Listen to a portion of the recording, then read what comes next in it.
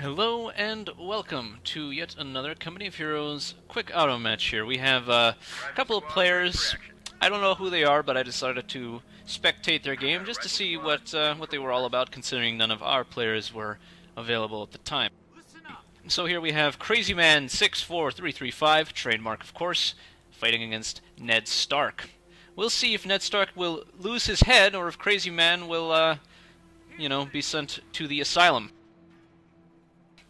At the moment, both players seem to be just capturing territory, nothing unusual here. Ned Stark goes for machine gun, very good on this map considering the tight little corridors and territories here, as well as a couple of buildings here and there. But Crazyman, given that he has all his intel bulletins focused on Rifleman, goes very heavily on his Rifleman upgrade, so that could be pretty effective for him. First engagement here goes pretty much handily to the Americans, because they of course have the Rifleman advantage, and the Pioneers are not all that effective at combat until they have flamethrowers. But the machine gun here is going to help out those Pioneers. Looks like those Riflemen are forced from the field, but not before inflicting a couple casualties on those Pioneers.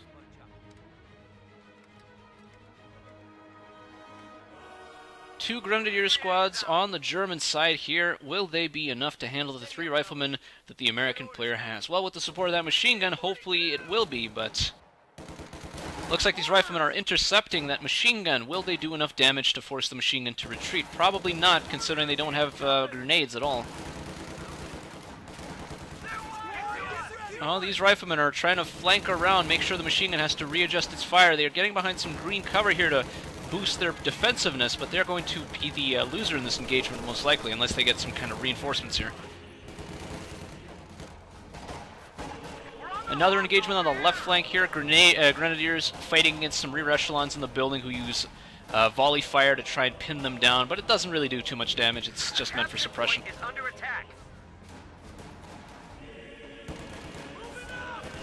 Currently, these two players seem to be very well matched. The machine gun in the middle building over there on the right side is taking care of these Riflemen in cover here, but they are in green cover, so it's going to take a while for them to be suppressed. And of course, on the left flank, these Grenadiers are forced to retreat from the Rifleman and rear echelon combo. The German player might be losing his fuel point here in a moment if he's not too careful. Unless he sends a counterattack, which it looks like he's doing, he won't have enough fuel to really push through in the late game.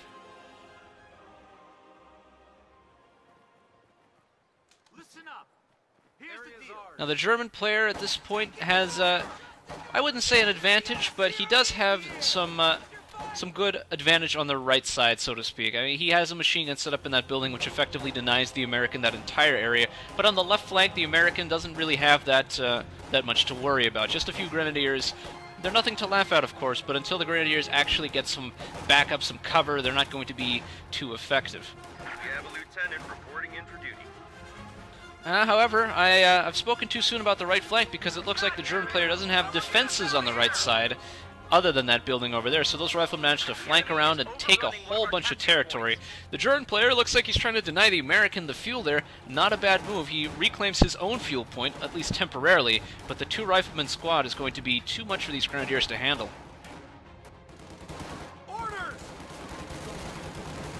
Pioneers are trying to desperately take on those Riflemen, but as we've seen already, these Pioneers are not too effective in this particular kind of engagement here. And the American player, of course, already has a lieutenant out on the field fairly quickly, I'd say. Most players will often get the lieutenant out about, 5-minute mark, but he's gotten it a bit earlier, probably because he had access to the fuel very, very quickly. And now he's really denied a lot of resources to the German player by cutting pretty much half his territory up. And he's going to take this fuel as well, so that's going to be a huge, huge advantage to the American here. In the meantime, we can see here that the German player went for the Festung support doctrine.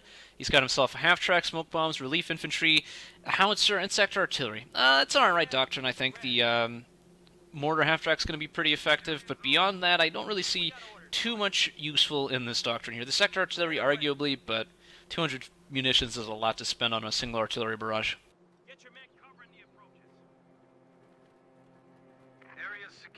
The German player is going to make an attempt to reclaim his territory, but it looks like he doesn't have very much. If he can recapture this point that he's on right now, he'll actually connect up the right flank resources here.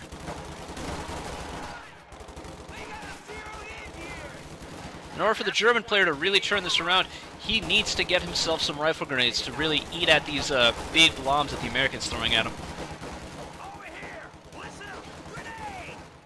There we go, grenade coming in, not doing too much damage considering he shot the grenade directly into an empty spot, but the machine gun does manage to make the squad retreat. Looks like the German player is not out of it yet. He stops capturing this point here. Not sure why he decides to do that. Probably he forgot just. Yeah, he sends his pioneer back. Not really a big deal. He is reclaiming the right flank of the map here, and he's going to take this middle victory point. He did manage to force a lot of Americans to retreat, but they are getting themselves a flak half-track here. That's going to be a little bit difficult for the German to handle. He does have the Panzerfaust, but those are only moderately effective. Speaking of half-tracks here, looks like Ned Stark himself has got a mortar half-track, which could prove to be fairly effective if used properly. The mortar half-track is effectively just a mortar, but it's a lot more mobile and I think a lot easier to defend because of its armor. The enemy is overrunning one of our capture points. But one thing to keep in mind about the half-track is that it's 40 entire fuel, so unless you're really looking to make good use of that mortar half-track, it's not going to be too worth it. You might as well just kind of get a regular half-track then. He spots the enemy's flak half-track and he needs to move or he's going to lose those units here. Mortar's coming in on the right victory point, but that mortar half-track's going to need to move as well. Panzerfaust coming in doing a little bit of damage to that AA half-track, but more importantly, damaging its engine. It is going to get some repairs here in a moment, so unless he actually moves in to try and take care of that mortar half-track, it's not really going to matter all that much.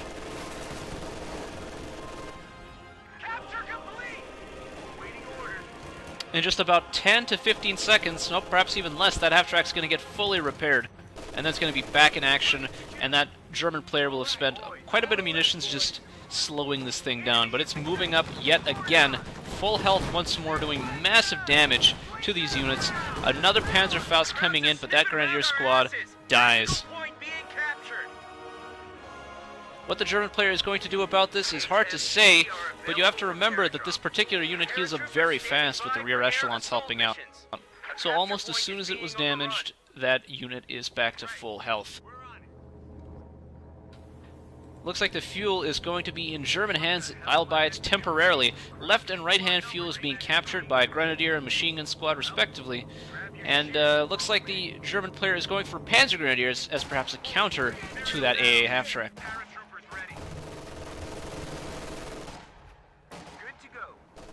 This mortar half-track, let's see where it's deployed here, is taking off a few shots on the middle victory point, but it looks like it's actually hitting the side of the building that's directly in front of it so far. Now, if that machine gun was actually a little bit higher level, it could potentially use its armor-piercing bullets to great effectiveness against that half-track there. And of course, looks like the American went for paratroopers.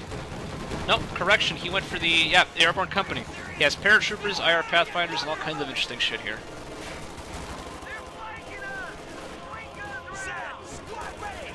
And this machine gun on the right-hand flank did secure the fuel, but it's not going to survive for too long, and the left-hand flank fuel is already falling into American hands. 57mm AT gun now deployable by air. Oh, looks like those paratroopers have themselves a machine gun, a very effective tool.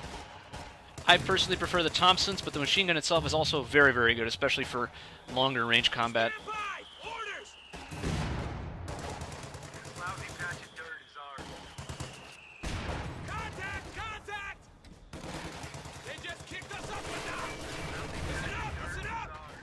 That Grenadier squad might get picked off here in a moment, but it looks like he makes it just with a little bit of health left. The machine gun has managed to suppress the paratroopers, but unless that machine gun, that mortar half-track starts doing a lot more, it's not going to be able to take out these guys. Fuel income is currently double for the American player, even more now that he just recaptured that other fuel point. Americans flanking around the machine gun, doing a lot of damage to his resource income if it stays there and captures those points. And the mortar half-track, of course, not getting a lot of kills. It's only got 1 kill so far and a little bit of damage. Overall, that mortar half-track was not a good investment for him. And as I say that, it just gets a few more kills. But at the end of the day, that 40 fuel could have been spent on something completely different, perhaps a lot more useful. A German counterattack coming in here. Hopefully it'll be instrumental in the Germans' recapture of the map, but it doesn't look like it, because that half-track is going to really suppress those units.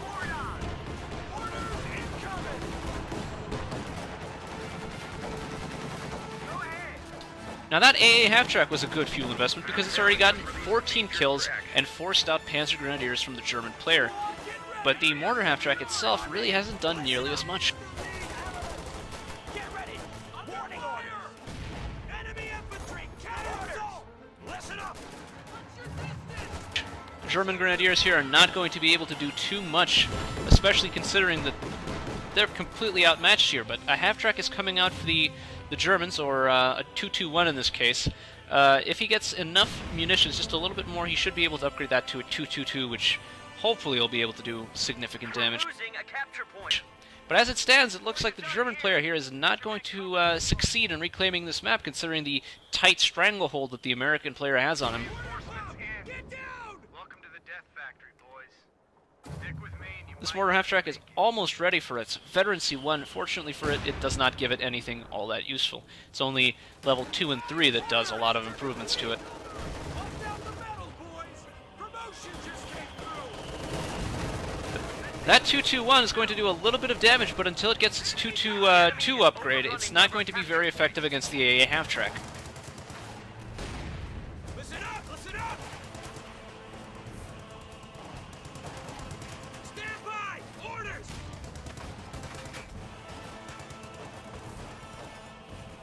And he does give that that 221 a 222 upgrade, making it a hell of a lot more effective with its automatic cannon now. But the American players do seem to have infantry superiority all over the map. Nice grenade coming in here, almost killing, but just not quite, not quite. That flak half-track still operational, doing a ton of